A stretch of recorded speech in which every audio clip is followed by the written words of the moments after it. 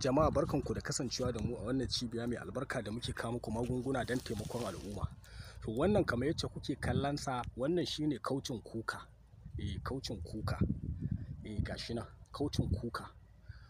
Wannan ana cirar wannan kauci kamar yacce yake, sai a samu a dake shi a yi garinsa, a dinga zuba a ruwa ana sha, ana wanka da shi. Duk wanda ya jefe ka, jifa zai koma kansa. Idan ya kasance akwai baki na maƙiya a tare da kai, to bi iznillahi in dai ka sha kwana 7 bakin nan zai lalace. Sannan wanda mayu suka kama shi, shi ma yayi wanka da shi, ya sha yayi wanka a take za su sake mara lafiya bi iznillahi.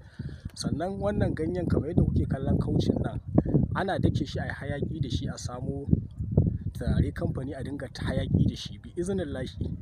In dai kasuwa kake nema, bi iznillahi za ka samu kasuwa kuma za ka samu ɗaukaka a harkar kasuwarka. Domin wannan magani yana da ƙarfi sosai. Jama'a a neme shi za a samu waraka. To da wannan muke cewa salamu alaikum wa rahmatullahi ta'ala wa barakatuh.